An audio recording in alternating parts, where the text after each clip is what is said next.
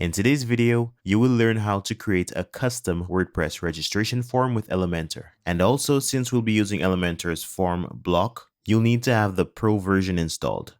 Alright, so we'll start by creating a new post. Now let's close this pop-up and we'll call this post form.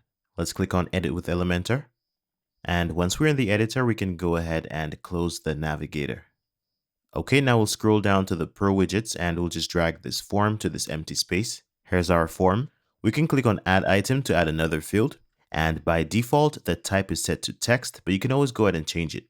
All right, now moving down, I'm going to go ahead and label this username. All right, that's fine. Let's add a new one and we'll call this one password. Okay, that's good. You can always go ahead and rearrange your form fields by dragging them around. And you can also click on the X to remove the ones that you don't need. Now let's go to Actions and Submit.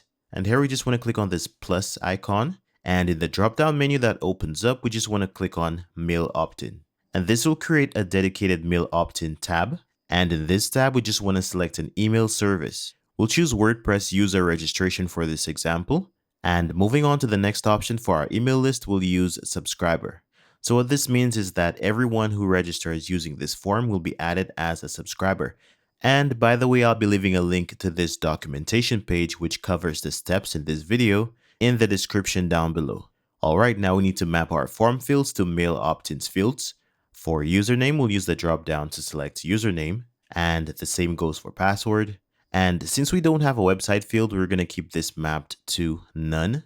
We can go ahead and map our display name to name. The same goes for nickname, and the last one will be mapped to none. Alright, so if you want, you can use the email tab to customize the email that gets sent out when your form is submitted. But we're going to keep the default values for our demonstration. Now there's one change that I need to make under form fields for password. Let's change the type from text to password. Alright, so I think we're all set. Let's go ahead and publish our form. Alright, so once it's published, we're going to test it out in incognito mode.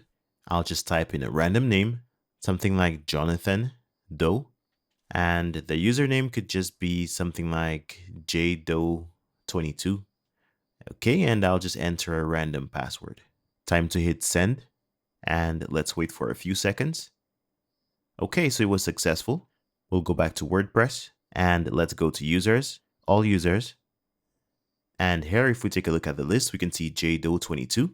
And if we hover over MailOptin and go to leads, we're going to see the same lead. We have our John Doe and the source is the Elementor form. Alright, so I really hope this helps. Thanks for watching and see you next time.